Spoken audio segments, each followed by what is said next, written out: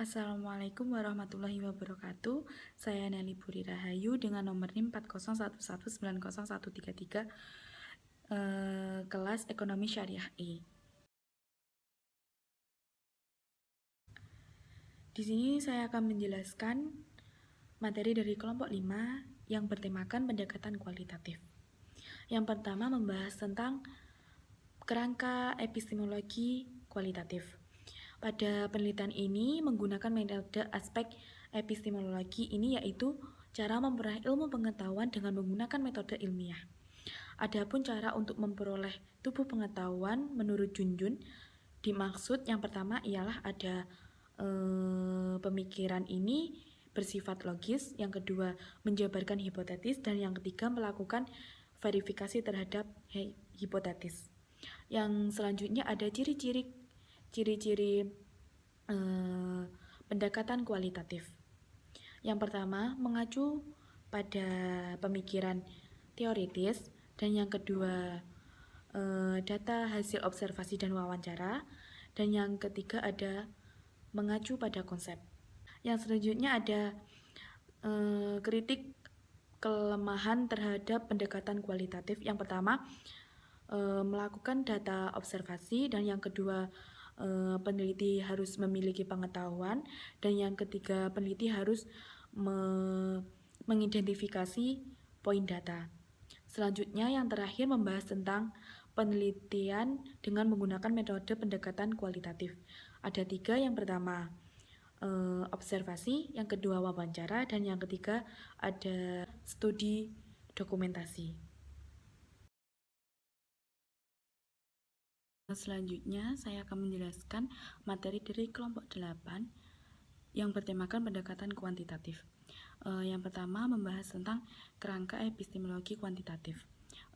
Epistemologi adalah teori pengetahuan, yaitu membahas tentang bagaimana cara mendapatkan pengetahuan dari objek yang ingin dipikirkan.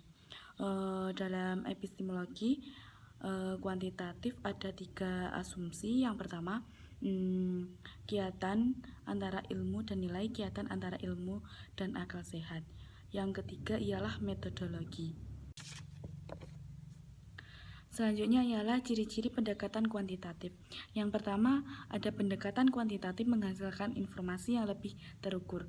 Yang kedua bersifat objektif, yang ketiga penggunaan angka, dan yang keempat pendekatan kuantitatif lebih sistematis, dan yang kelima yang terakhir penempatan diri secara terpisah dengan objek penelitian. Selanjutnya ada kelemahan pendekatan kualitatif. Yang pertama, pendekatan kuantitatif memunculkan kesulitan dalam mengontrol variabel-variabel. Yang kedua, pada mulanya metode kuantitatif dianggap memenuhi syarat metode penilaian yang baik. Dan yang ketiga, pengetahuan yang diproduksi kemungkinan terlalu abstrak. Selanjutnya ada penelitian dengan menggunakan pendekatan kuantitatif. Besaran ruang lingkup penelitian kuantitatif sama dengan besaran ruang lingkup ilmu sosial, meliputi yang pertama sosiologi, yang kedua politik, yang ketiga ekonomi, dan yang keempat hukum, dan yang kelima administrasi. Selanjutnya, di sini saya akan menjelaskan materi dari kelompok 7 yang bertemakan dasar-dasar penelitian.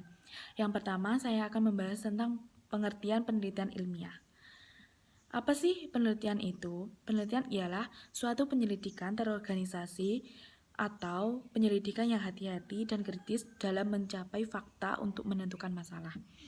Ada 4 kriteria yang harus ditepati dalam penelitian ilmiah. Yang pertama, penelitian dilakukan secara sistematis. Yang kedua, penelitian dilakukan secara terkendali. Yang ketiga, penelitian dilakukan secara empiris. Dan yang keempat, penelitian yang bersifat kritis. Selanjutnya ada fungsi-fungsi penelitian ilmiah.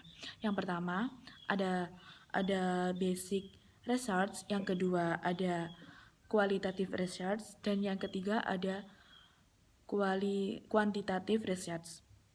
Selanjutnya ada tahap-tahap penelitian ilmiah. Yang pertama, ada inventarisasi masalah. Yang kedua, ada identifikasi masalah. Yang ketiga, ada formulasi masalah. Dan yang keempat, ada masalah yang dipilih, dijamin untuk dilakukan diinvestigasi. Dan yang selanjutnya ada urgensi penelitian masalah. Urgensi penelitian ini dapat dikatakan pentingnya melakukan penelitian.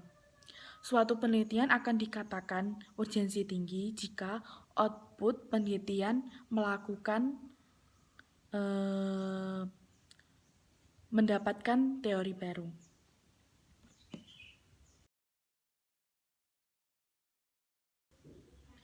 Selanjutnya saya akan menjelaskan materi dari kelompok 8 yang bertemakan desain penelitian kualitatif.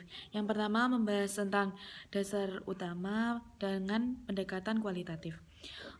Tujuan utama dalam pendekatan kualitatif ini membentuk fakta atau fenomena yang mudah dipahami.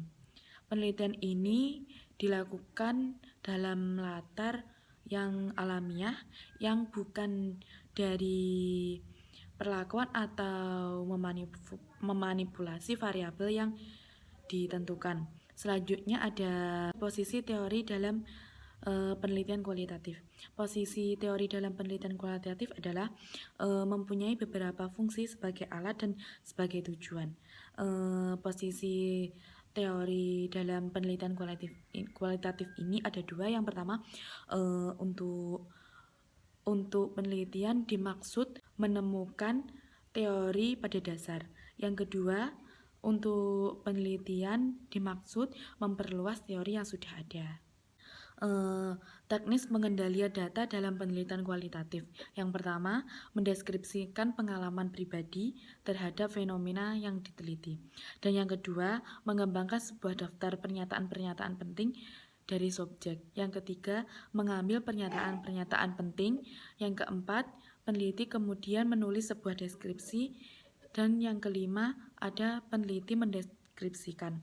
Dan yang terakhir, peneliti menulis sebuah deskripsi. Selanjutnya, ada analisis dalam penelitian kualitatif.